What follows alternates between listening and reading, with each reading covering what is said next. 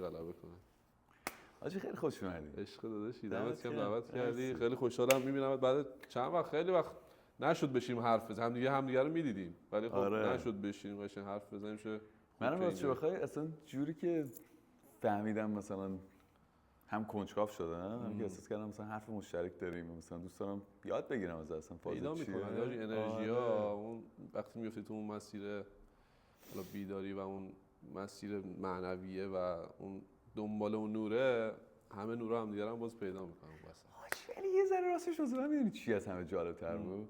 چون تو واسه خود رپ می‌کنی، موزیک درست می‌کنی، فلان می‌کنی. همه جالب بود.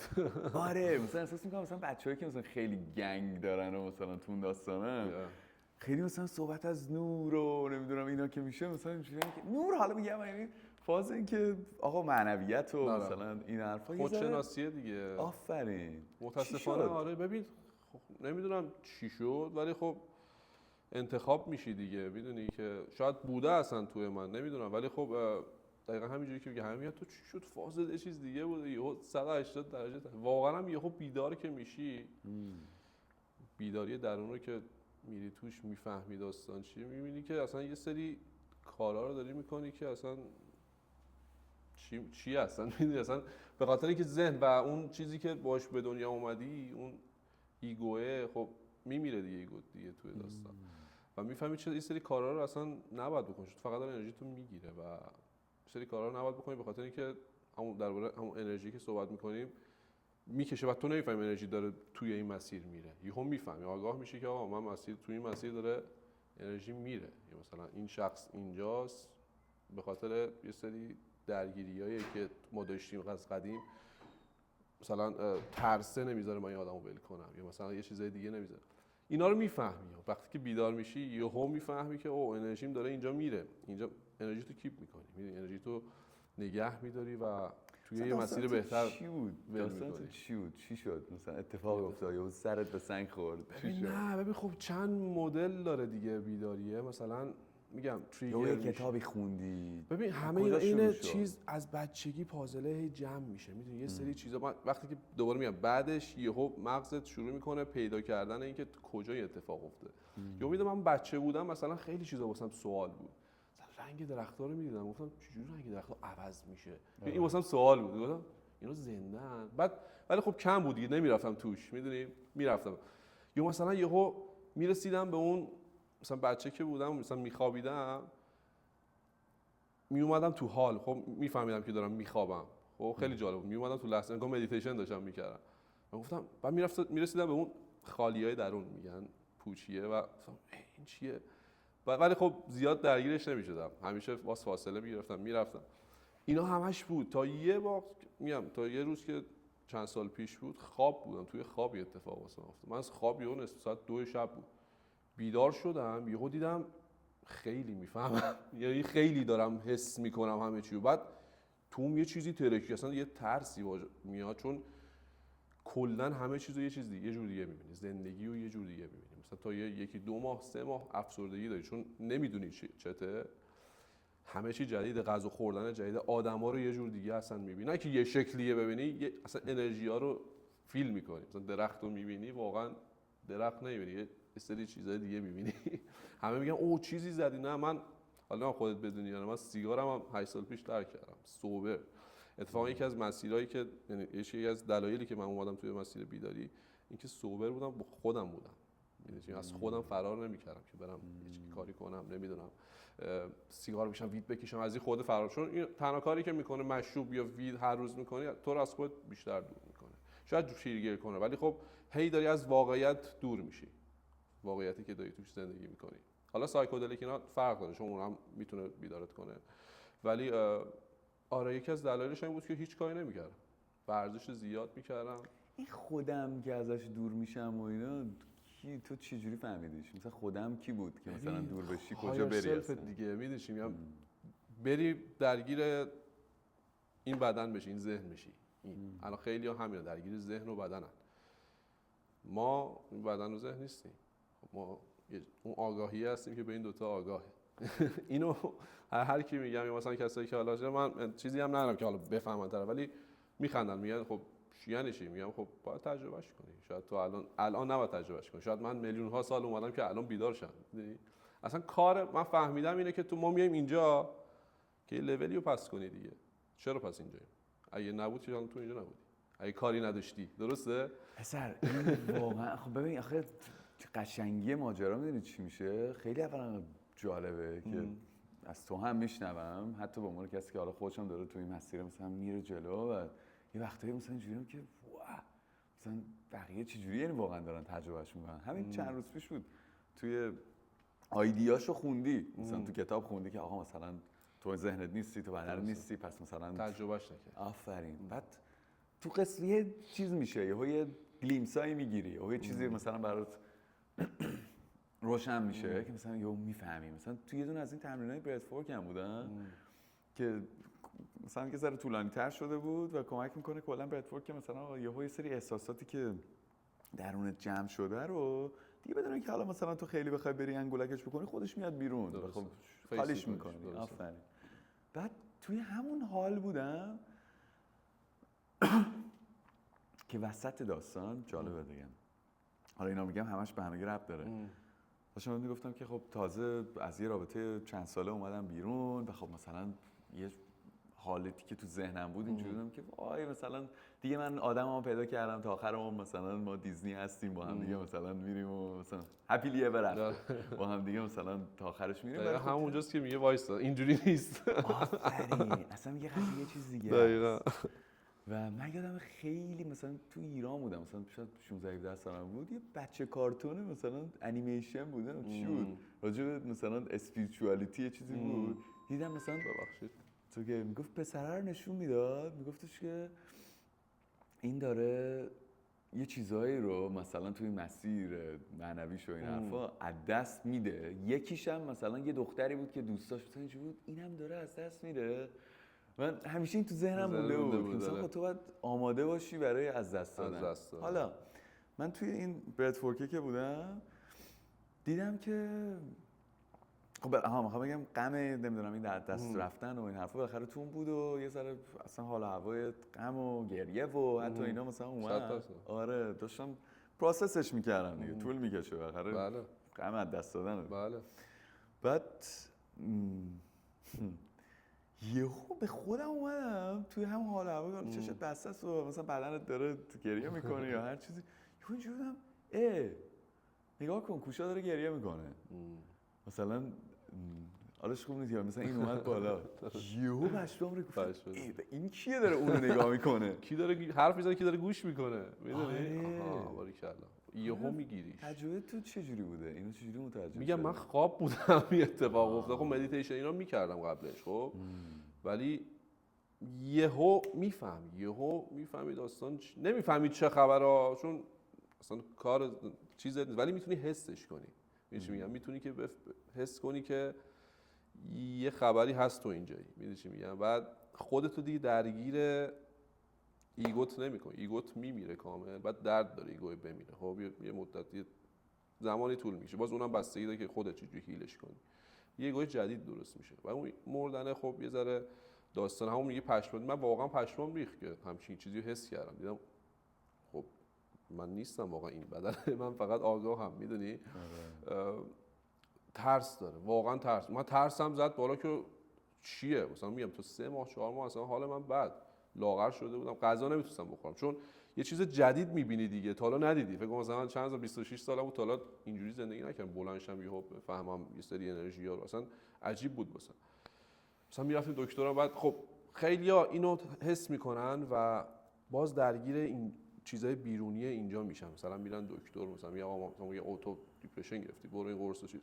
اصلا چرت و پرته. تو با چیز فیزیکی نمیتونی اون داخل تو درست کنی، تو باید بری تو درون. تازه داره به مسیر رو باز میکنه، میگه آقا اگه حالت بده یا مثلا یه چیزی داری میبینی که یه کاری داره میکنه توت، باید بری بیشتر توش. همه ازش فرار میکنن. بس میگه چی میگم؟ قرصه رو که میخوره مثلا داره آشغالا رو میکنه زیر فرش. میگه چی میگم؟ چون یه سری چیزا اومده بالا، تو باید باش دیل کنی. خب اگه دیل نکنی، فیسش نکنی، هی هست داره جمع میشه.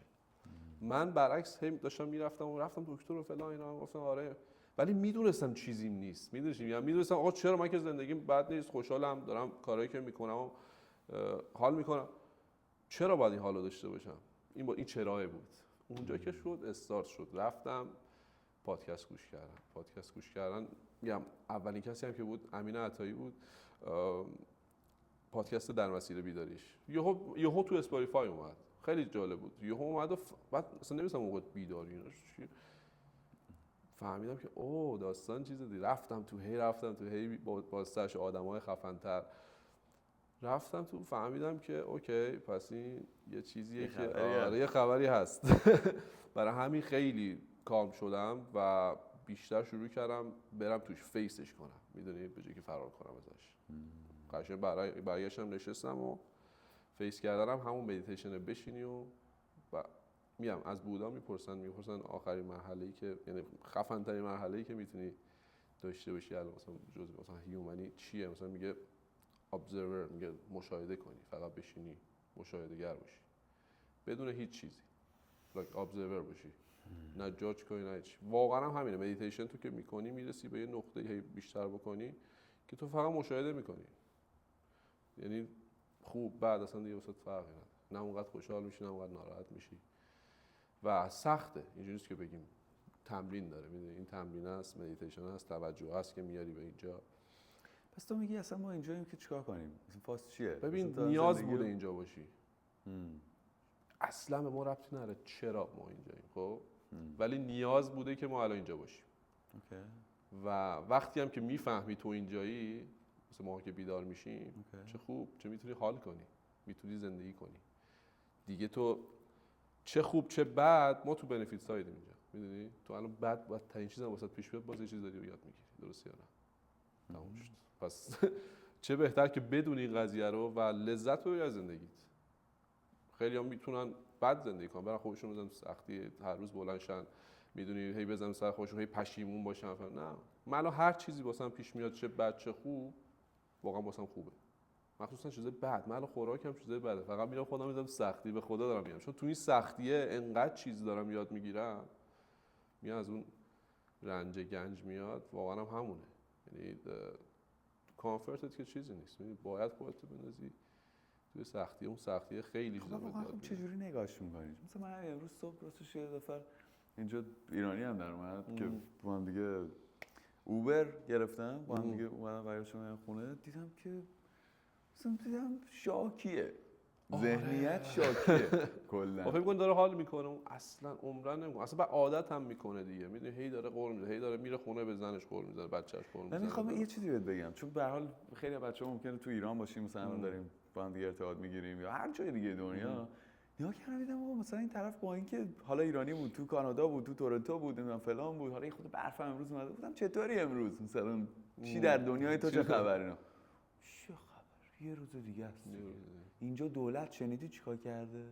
دولت اینجوری کرده، الان اینجوری کرده، هیچ فرقی با دولت اونور نداشتیم فلان. گفتم چیزی که به نظرم فرق نکرده شاید ذهنیت توئه. حالا من که به اون نمیگفتم ولی تو خودم فکر می‌کردم، گفتم و خب همش آدم ریفلکت می‌کنه رو خودش، که مثلا دیدم چقدر باحال، پس من الان دارم این دنیا رو یه جور دیگه می‌بینم. خب یکی دیگه قشنگ یه صندلی با من فاصله داره، اون داره رانندگی می‌کنه، همون خیابونو داره، اون مثلا اینجوریه که لعنتی‌ها مثلا تعطیل کردن، نمیدونم اینا هم بی‌مسئولیتن، زندگی ما رو خواب دیگه، انسان‌های خواب. وقتی که خواب باشی اینجوری درگیر ماتریکس میشی، میدونی خب ماتریکس هم همین کار. ماتریکس چیه؟ ماتریکس داداش چی بگم، همین سیستمی که توش همه کشورها دارن توش زندگی میکنن، یه سری آدمای هد هستن که دارن ما رو میچرخونن اینور اونور. میگم به اصطلاح من توی چیز دیده بودم، اینجوری هرم بود که اون بالا مثلا چند تا یه 12 تا خانواده پولدار بودن که همینجوری میومد پایین‌تر، مثلا آرتیستا میشدن، هالیوودیا میشدن، مثلا آدمایی که مثلا خیلی تو مرتبه‌های مثلا هم پولدارتر هم اسمشون گنده‌تر.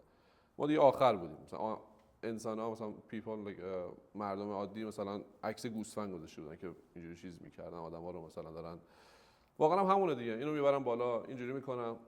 ماتریکس اینه که تو در ماتریکس اون وره دیگه، میدونی قشنگ درگیر سیستم بشیه. و ماتریکس هم الان ما داریم توش زندگی میکنیم دیگه، بخوایم نخوایم. این یه چیز اتفاقا یه سری چیزی که منو خیلی داره اذیت میکنه. مثلا بعد وقتی که بیدار میشی و میبینی داری اینجوری زندگی میکنی، میبینی چقدر انرژی داره میره سمت اینا، مثلا نمیفهمی. تو همین که بلند میشی فقط داری میدوی، مثلا میری سر یه جابی که دوستش نداری، فقط پول در بیاری که پول اجاره خونت رو بدی. آبو دارن به تو میفروشن. یعنی چی؟ اصلا خنده‌دار نیست. تو میری $4 آب میخری، آب هست که 80% زمین آبه. میدونی این ماتریکسه و خیلی داره منو اذیت میکنه و به هر کی هم میگم یا خب داری واقعا هم یه جا، خب دیگه اگه داری زندگی میکنی قبول کردی که توش باشی باید باشی و اینم بالاخره کاستشه، میدونی انرژیت باید بره توش. ولی خب من خیلی دوست دارم مثلا الان برم مثلا تو جنگل منگل و مثلا تو بالی و اینا زندگی کنم واسه خودم، چیپ اشغال کنم، میدونی زندگی کنم، حال کنم. ولی خب میکنم، یعنی یه روز این کارو الان نمیشه، الان باید باشم و اتفاقا تو این چند روز خیلی اذیتم داره میکنه این قضیه و گفتم خب این درس منه، هر چیزی که داره اذیتم میکنه داره بهم میگه که کجا باید مشاهده گر بشه. مثلا چی کدوم قضیه؟ این که واقعا خب من خود میدونی کانادا راحت نیست زندگی کردن الان توش، باید یه سری کارا بکنی که دوست نداری و وقتی که من کارایی که دوست ندارم انجام میدم فقط به خاطر پول، میفهمم داره تایمم میره. من کلا از 17 سالگی که اومدم اینجا فقط داشتم کار میکردم، هر کاری هم بگی اینجا من کردم و فهمیدم، گفتم خب دیگه نمیخوام اینجوری بره، میدونی حالا نکنم مثلا پول زیاد در نیارم، یه پولی در بیارم که فقط بتونم زنده بمونم، برم کاری که دوست دارم انجام بدم. میدونی اینجا نمیذاره، سیستمش یه جوریه که تو رو میندازه تو داستان، میگه باید کار کنی بهت میده، باید کار کنی پول قسطتو بدی، پول نمیدونم تکستو بدی فلان، نمیذاره، از تایم عمرت میگیره، از اون ور بهت میده مثلا، ولی خب از تایم عمرت میگیره که چیزی مال تو در اصل نیست دیگه. مثلا تو خونه‌ای که می‌خری 30 سال 40 سال دیگه شاید پیاف بشه، این مال تو نیست، باز میدونی مال یکی دیگه است، یا ماشینت قسطه، اصلا اینجوری میگم خیلی داره چیز میکنه دیگه، اذیت میکنه. ولی خب میگم خیلی میفهممه، راستش منم اینجا خیلی هر دفعه که مثلا از مسیر خودم، همون خودمه که مثلا میگفتی ازش دور میشی، بله. ازش که ای دور میشدم حالت بدتره. مثلا گفتم آره بعد مثلا بعد یه کار اینجوری آدم یه کار مشخص سکیور امنی و مثلا امن داشته باشه. دقیقاً. آره حالا خدا نکنه مثلا مامان بابای خودت هم مثلا بخوان یه سری بهت نصیحت هم بکنن پسر جان باید مثلا زندگی تو جمع کنی، مهمه ولی از این طرف هم خب به قول تو درگیریه که بالاخره یه ذره خودتو پیدا کردی، یه ذره هم دستت اومده که مثلا لزوما میتونه اینجوری نباشه، اصلا سخت‌ترش میکنه بری اون تو. ولی میدونی که میتونی نباشه اونجوری، این خودش دقیقاً سخت‌ترش میکنه. بعضی خب نمیدونم یا همین دیگه، من همین کارا الان این کارا از دست دادم، همین چند دقیقه هم که دارم درمو میگیرم نگیرم یهو. ولی یه چیزی رو من فهمیدم، ببین وقتی که این کارو میکنی هی میافتی تو اون لوپه که یه لوپ منفی میشه. خب تو هر روز بلند میشی دوست نداری این کار انجام بدی، حالت بده، تو مسیری که اصلا میری تا اونجا هی فکر میکنی تو اونجای حالت بده، میای بیرون حالت بده، میفتی تو لوپه. بعد وقتی عادت میکنی، عادت میکنی، بعد انرژی اون حاله دورت، اون اورات یه جوری نمیشه که جذب کنی، کثیف میشه، کدر میشه، به خاطر اینکه تو افتادی توی لوپ، هی داری انرژی بد تولید میکنی، خب نمیتونی جذب کنی، خب هیچ چیزی دیگه نمیاد، بعد میافتی توش، هی بدتر هم میشه، چون هی داری هر روز میگی، هی داری هی میری توی اون داستان. ولی یه جا باید اون اون پذیرشه میاد، بپذیری یا الان من اینو وضعیتم، خب همیشه که اینجوری نیست، همه چیزی هم داره تغییر میکنه، میپذیریش و میگی اوکی فعلا همینه و شروع میکنی که یه ذره چیزای خوبو دیدن تو همون کار بدی که داری میکنی. مایک تایسون همیشه میگه اون کاری که ازش متنفری رو با عشق انجام بده. خودش میرفت میدوید، 3 صبح بلند میشد، دوست نداشت ولی کرد و بعدش رسید جایی که دوست داشت. میدونی بکن و اون از اون لوپه میای بیرون و شروع میکنی جذب کردن. میشه میگم وقتی که حالا اون کار خیلی اون سخته چون کاری که دوست نداری داری انجام میدی، باید هم توش حالت خوب باشه، خب یه ذره سخته، باید روش کار کنی و جذب میکنی. حالا اینو میخوام بگم، وقتی که تو اینو ول میکنی اون کاری که دوست نداری و به خاطر حالا پول، مثلا یه مدت پولتو سیو کن، یه چیزی کن که 3-4 ماه اوکی باشی، بعد برو اون کاری که دوست داری و میخوای انجام بدی، یعنی حالت خوبه توش. ببین وقتی که میری اون کارو میکنی بعد جذب میکنی، چون داری حال خوب درست میکنی واسه خودت، حالت خوبه، حال خوبم داری به کسی دیگه میدی، بعد واسط هم میاد.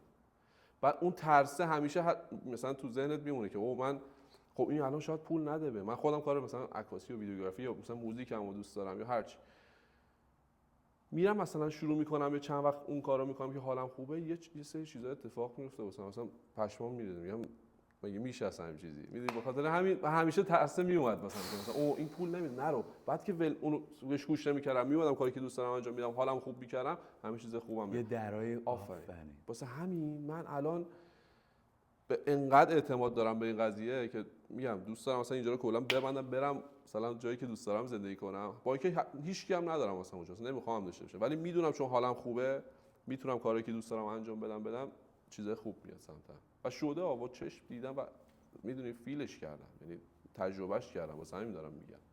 خیلی کسای دیگه هم مثلا من دیدم این کارو میکنن، کارهایی که دوست دارن رو میکنن و موفقن توش.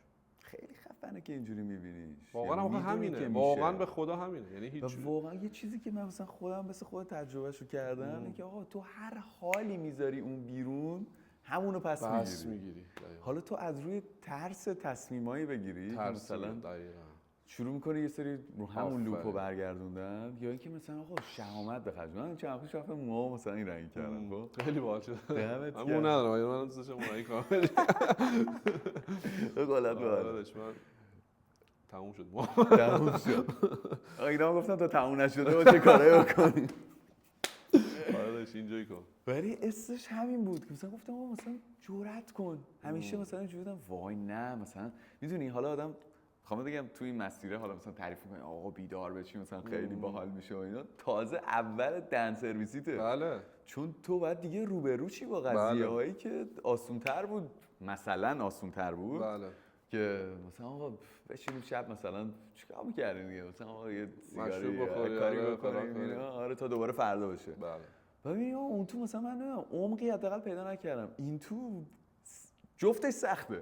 چون اونم بالاخره چه میدونم فرداش بعد خماری بعدش افتری داشتی فلان داشتی، این سختیش اینه که آقا بر روبروشی با این آقا این ترسم چیه، باوری که باعث شده مثلا من فکر کنم که مثلا غیر از این نمیتونم کار دیگه ای بکنم، یا مثلا موامو اگه رنگ کنم مثلا بقیه چی میگن، مثلا ترس از قضاوت شدن. نمیدونم چقدر کار داریم ماها، یعنی چقدر کار داریم که هی مردم از خودشون دارن دور میکنن. من به این چیز دارم اعتقاد دارم که واقعا اگه کار نکنی رو میری برمیگردی، چون باید این واسه چی پس این فیلینگا میاد بالا. میدونی چی میگم؟ خیلی خیلی ساده است. چرا پس داریم این فیلینگا رو؟ چرا اصلا اینجایی اگه تو کاری نداری اینجا؟ خب پس ببین چقدر کار باید شروع کنی. میگم هر روز من بلند میشم حسای جدید دارم، یعنی اینجوری هم نیست که بفهمی و داستان، نه اصلا کار داری. من خودم یه سری چیزا دارم دیل میکنم که تازه فهمیدم او یه چیزی تروما اومده بالا توی من و شخصای مختلفم که میان تو زندگیت یه سری چیزا میگم واسه دلیلی هر چیزی یا هر کسی میاد توی زندگیت که یه سری چیزا رو بهت یادآوری کنه و بیاره بالا که اون گره‌ها رو باز کنی. قشنگ میفهمی اینو. میگم یه سری چیزا اومده بالا که دارم باش دیل میکنم، خیلی هم سخته. همیشه من فکر می‌کردم خب اوکی من الان میتونم دیل کنم دیگه، میدونی مثلا الان هر چیزی بیاد و فلان. نه اصلا فرق میکنه، یا یه سری چیز جدید میاد و یه فیلینگ‌های جدید میاد که او بعد میری دنبالش. میدونی چی میگن؟ هی چون میری تو عمیق میشی توش دیگه. منم فراری نیستم، میرم توش میبینم که اینجوریه، میشینم تو مدیتیشن آقا برو ببینیم چیه، باز کنیم گره کجاست باید باز شه. میدونی حالا میخوام ببینم روشایی که به تو جواب میده چیه، مثلا مدیتیشن یا مثلا چه ببین مدیتیشن ورزشه، آدمای خاصی مثلا میگردی سوال مال میکنی، نه من تو با هیچ نه من با هیچ کی چیز نیستم. میگم خودم دیگه یه چیزی توی خودم پیدا کردم، یه جایی از خودم پیدا کردم که میرم اونجا و میگم خالیای درون بهش میرم اونجا، بعد همه چی هم از همونجا میاد.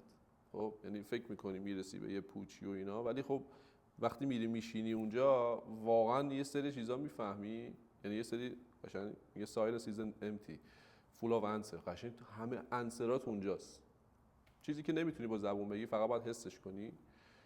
و میگم هر وقت فیلینگ های اینجوری میاد بالا و میفهمم، فقط تنها کاری که میکنم سکوته و میرم توی اونجا.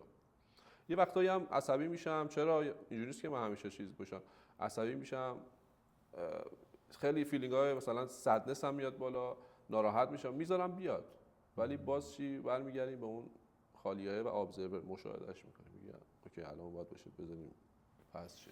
یعنی تو همیشه با این راحت بودی با این احساسات تو تجربه کردن؟ چون من خیلی به عنوان پسر یه ذره اینجوریه که صفر باش، قوی باش مثلا. ایگو هست دیگه، اونو باید بذاری رهاش کنی بره. چرا فایدهش چی بوده واسه؟ ببین آخه هر چقدر صفرتر کنی بیشتر دردت میگیره. میتونم اینجوری بهت بگم. ببین همه این چیزا بهت میگن فقط شل کن. همه یه داستانا اینه که آقا شل کن بذار کارش انجام بده. ما هیچ نیستیم، فقط باید بذاریم زندگی جریان پیدا کنه. اگه بخوای چوب بذاری وسط این آبه، چی میگم، اتفاقی نمیفته، فقط تو داری خسته میشی. چی میگم، چوب برنگرد ولش کن بذار بره بابا. یا مثلا میخوای برعکسش رودخونه شنا کنی، نمیشه، با جریان برو. تو نمیتونی کل رودخونه رو شروع وسط رودخونه رفتی اینجوری وایسادی. آبو میتونی نگه داری؟ نه، خودت فقط اونجا وایسادی داری زجر میگی آبو ول کن برو. اصلا چه این داستانی که آدم میخوان یه ذره احساس کنترل یا مثلا یه چیزی اینجوری تو زندگیشون داشته باشن، مثلا تو کجا حس می‌کنی؟ یا نه کلا اینجوری که ما کنترل نداریم؟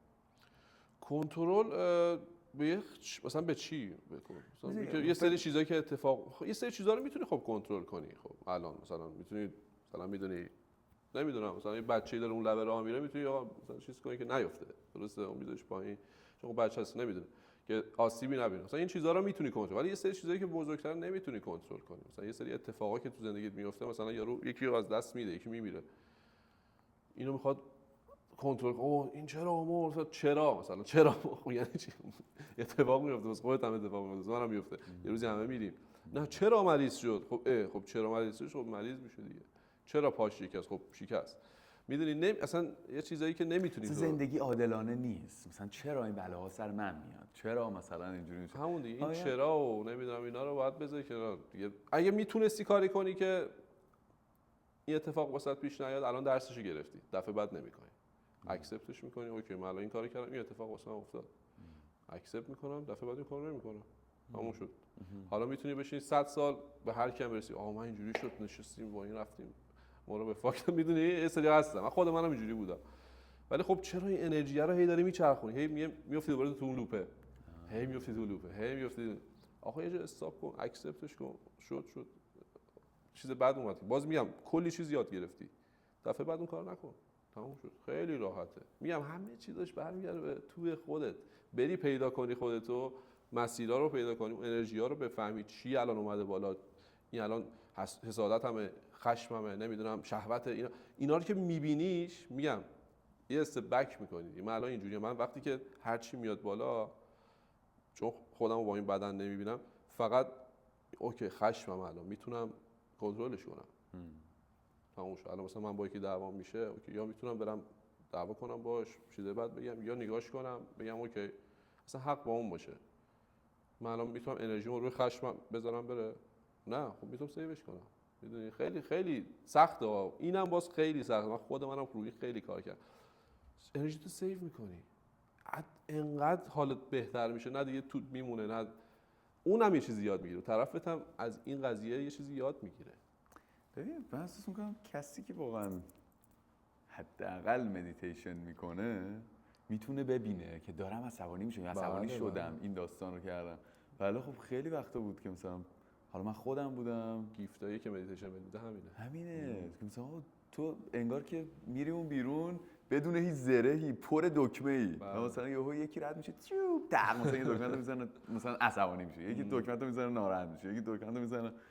و احساس میکنم این بهت یه شیلدی میده، مثلا یه زرهی داری که مثلا اینجوری که اوه کدوم دکمه اول میبینیش کدوم دکمه تو میخوای بزنه یا نزنه، دیگه دست خودته، چون خودت چویس داری که آقا الان این یارو اومد اینجا میتونه دکمه ناراحتیمو بزنه، دکمه خوشحالیمو بزنه، کدومو بزنه، میدونی دست خودته دیگه. میگم حق انتخاب داری.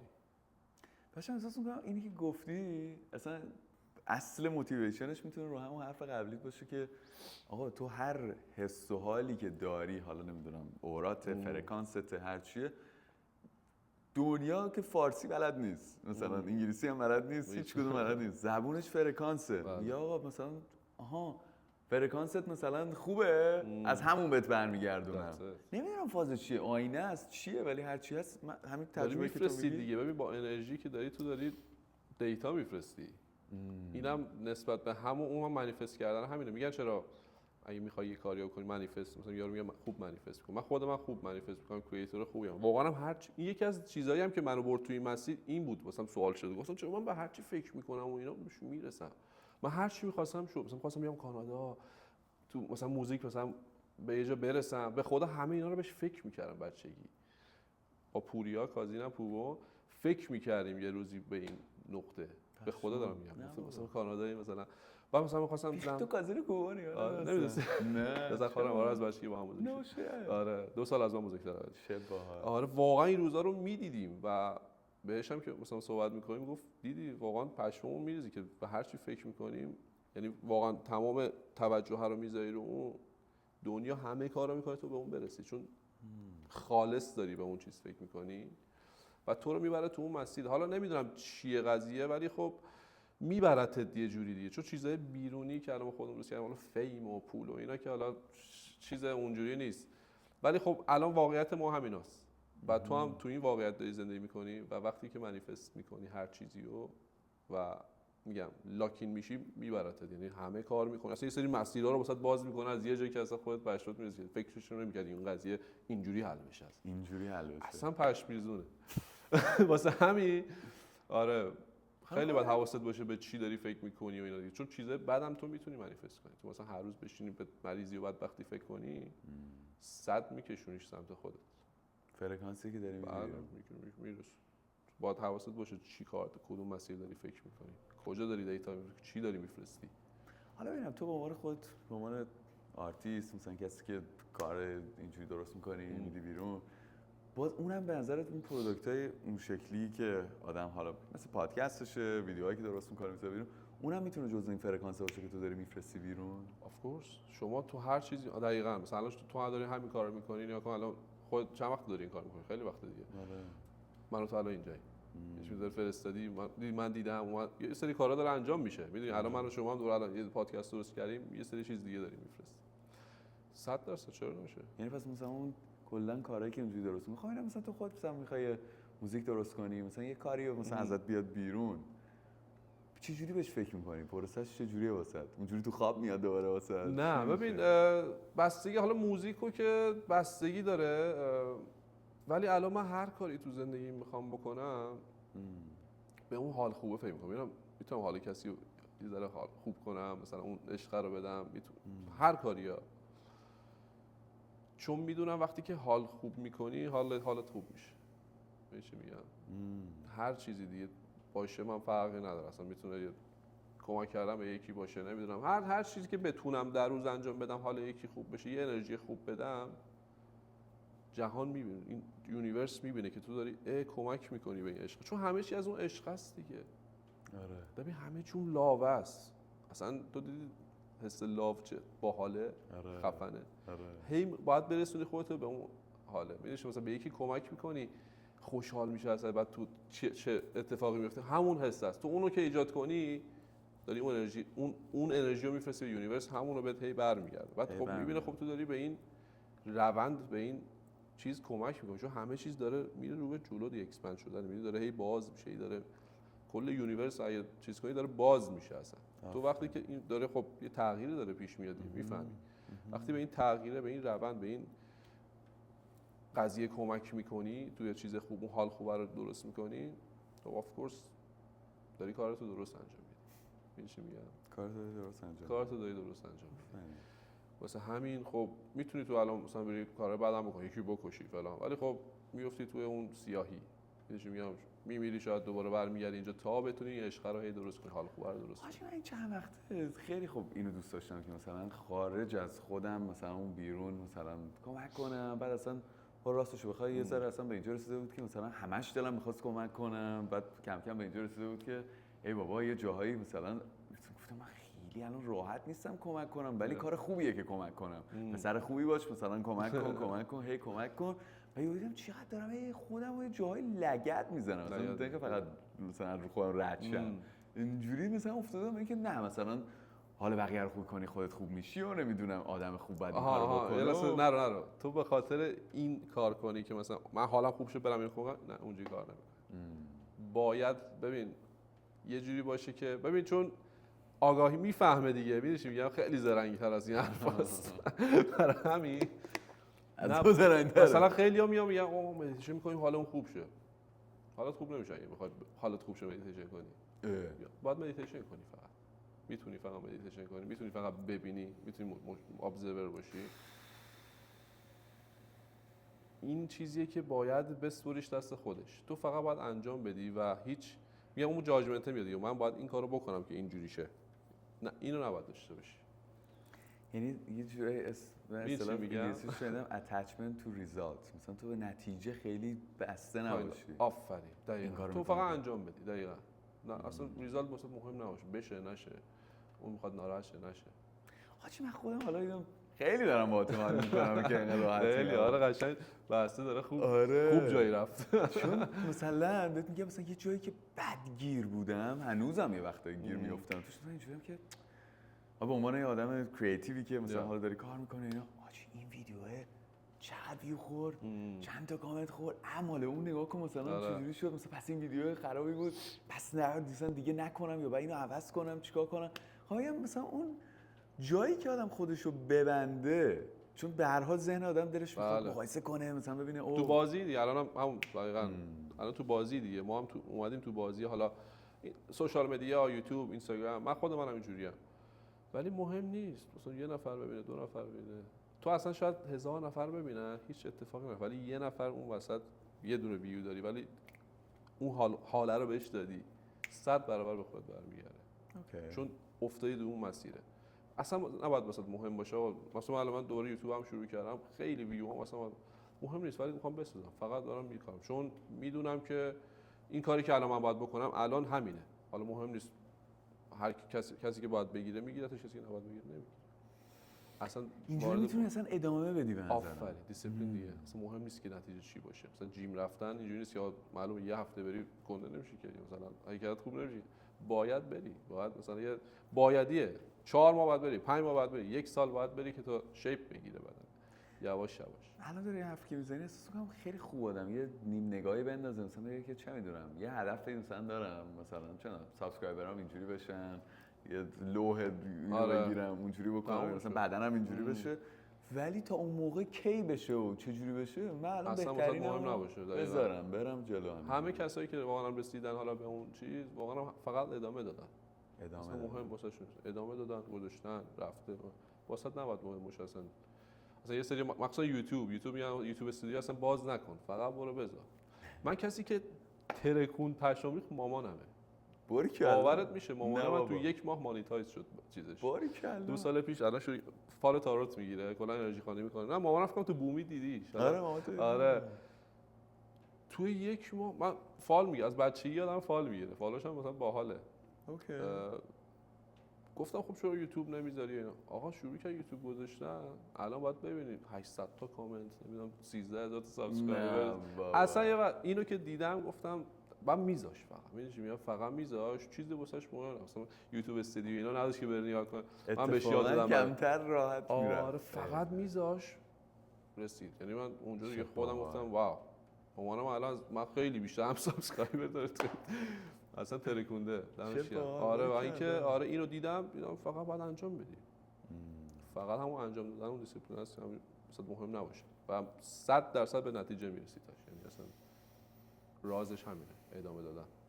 راست بخوای آره اتفاقا یه تحقیقی شنیده بودم که مثلا میگفتن از آدمای موفق پرسیدن خیلی هاشون به چی به تو لعنتی کمک کرد، مثلا از سیاه و سفید و اینور و اونور و همه اینا، دیدن یه چیز مشترک همه اینا دارن، گیواب نکردن، ادامه دادن. اینا جز شدن مثلا آدمای موفق. خب اگه ولی آسون نیست، چون خیلی چیزا مثلا میاد حالتو میگیره دیگه. آره. حالا ول کن، نه حالا بریم اینو عوض کنیم. اوکی هم جزء بازیه دیگه. واقعا هم جزء بازیه. اصلا خودت بالاخره میبینی کجای کارت باید بیاد بالاتر، کجا رو باید بیشتر کار کنی، چی نباید بگی، چی باید بذاری. خب آف کورس باید بذاری، ادامه بدی که بفهمی دیگه. اگه ادامه ندی که فقط فکر می‌کنی که اوه پس اینجوریه. اصلا میبینی اون نیست ولی فکرت میاد.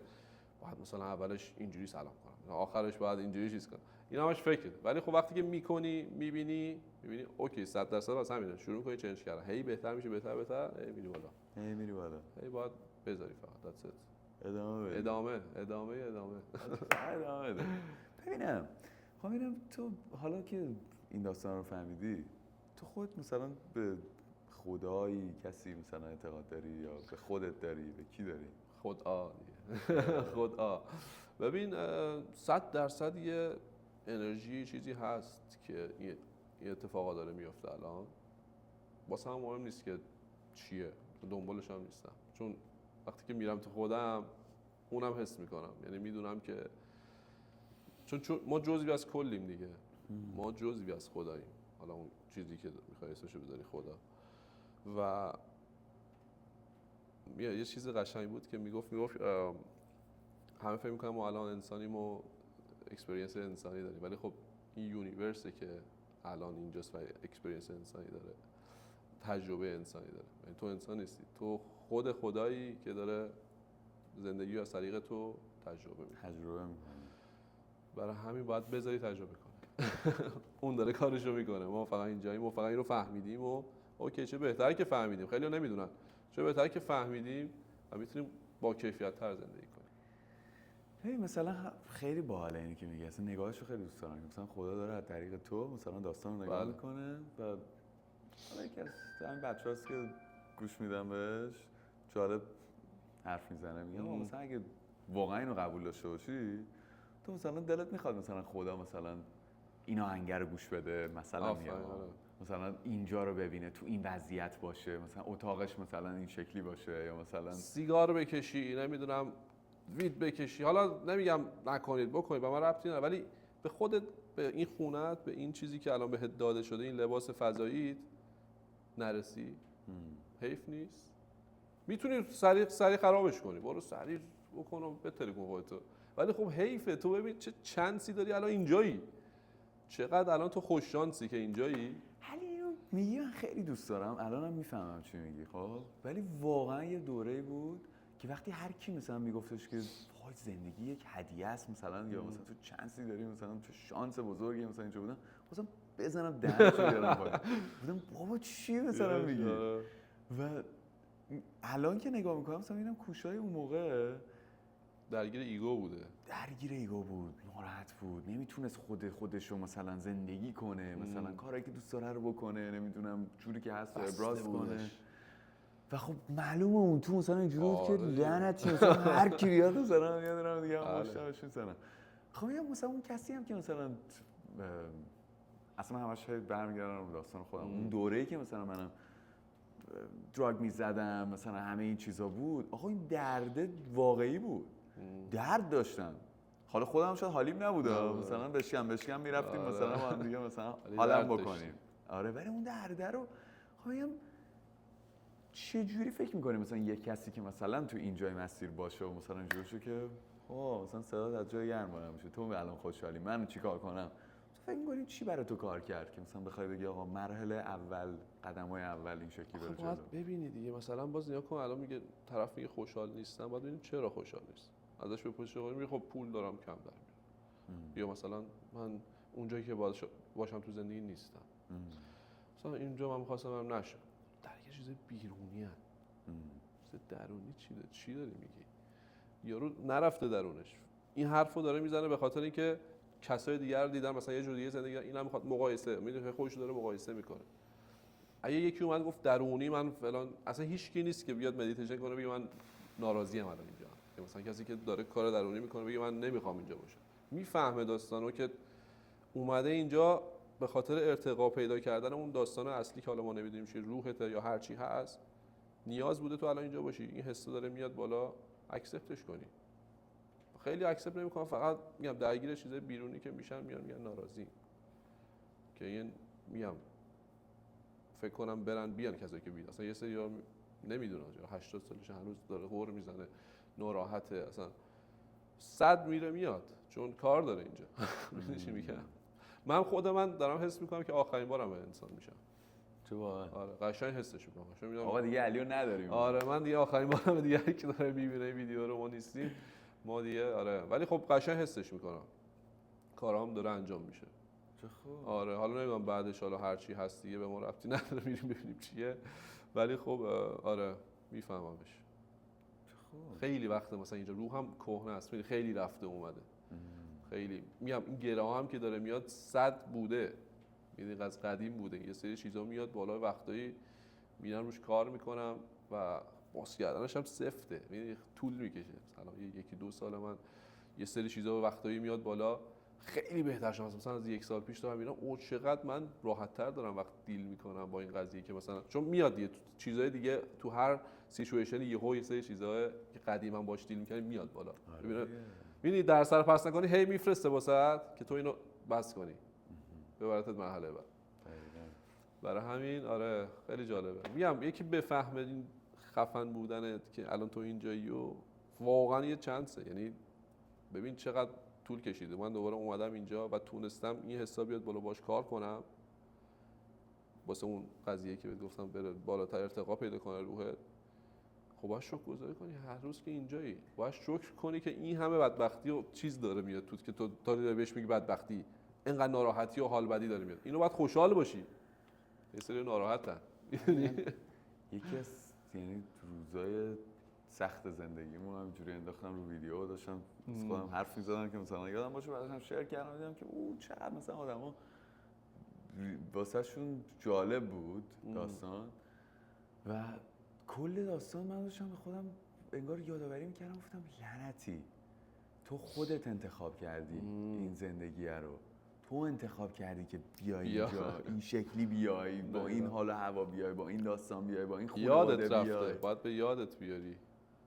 ما میایم اینجا که به یاد بیاریم دیگه. همش هم مثلا اینجوریه که تو لابد این داستانا الکی انتخاب نکردی، تاش یه چیزی بوده که اینو انتخاب کردی که آقا این مسیر این شکلیه برو ادامه بده.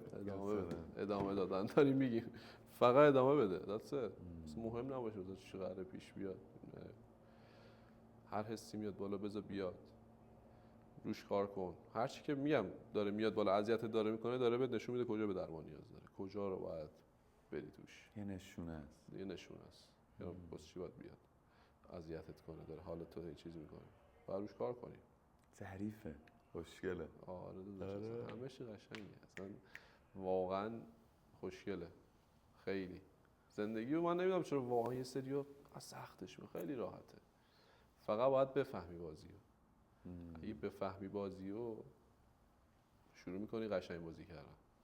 قشنگ هم که بازی میکنم به خودت خوش میگذره هم به دور و بریات خوش میگذره. خیلی باحاله. من دفعه استون کردم به دوستام گفتم چی میشه مثلا این پیرمردا حالا یا وقتای پیرزنا ما بزرگا چقدر راحت شوخی میکنن و مثلا راحت حرفشون رو میزنن. میگم آقا اینا دیگه بازی رو گرفتن فهمیدن قضیه خیلی دیگه اونقدرم جدی نیست. حالا هرچی تو زودتر اینو بگیری جدی نیست. هیچ چیزی تو مثلا این گنجش میبینی جدی بلند شه مثلا نه هر روز داره اونش میخونه مثلا هم سگ گربه داشت ما هم همونیم فقط ذهنمون با اونو فرق میکنه. ما هم یه نوع بالاخره یه موجودی هستیم که فقط ذهنمون الان خیلی بیشتر شروع کرده خفن‌تر فکر کردن و ما یه سری کارا داریم میکنیم گذشته آینده داریم و یعنی سگ مثلا گربه نمیگه مثلا من 3 ماه پیش غذام کم بود ای بابا نه بلند میشه همون داره زندگی میکنه حال میکنه و میره. ما هم همونیم. ما هم فقط میگم با اون مدیتیشن این کاری میکنیم که گربه شیم میدونی اینجوی کنیم لحظه رو. ما همش تو گذشته و آینده ایم. انسان همینو ذهنش دیگه هی میبره گذشته و آینده. ول کن الان رو چیکار داری؟ اوکی یکی از دست دادی اوکی قراره پس برای که دیگه از دست بدی میدی خب دیگه الان چی الان چندی الان زندگی کن. شاید الان هم تو زندگی نکنی. یه سگ گفتم یه سگ تو داشت. آره گفتم یه سگ داره اونجا. چی هست برای کیه اون سگ؟ هولی شت گفتم سگ ول اینجوری اومده الان داره اینجا میچرخه. بیا اومد اینم نشونه تو. بچه‌ها آخر اپیزودا من یه دونه بازی با مهمونا میکنم خیلی باحاله. خب 5 تا کلمه است خب مثل پینگ پونگ من میندازم تو میندازی من میندازم تو میندازی. یعنی مثلا اولین چیزی که به ذهنت میاد با اون کلمه اونجوری شوت. آره تو میگی مثلا خب 5 کلمه تو میدونی چیه یا من خب آره من 5 کلمه است. آها یه چیز دیگه میگم. آره تو هر چی اولین چیزی که به ذهنت میرسه اوکی میاد برات. آره توپ دستی کیه؟ تو دستی کیه من میزنم سرویس. ایران خونه مرد خوب خوبه. آره موزیک عشق پول کثیف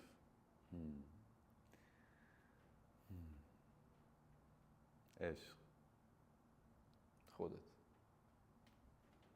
واقعا عشقی.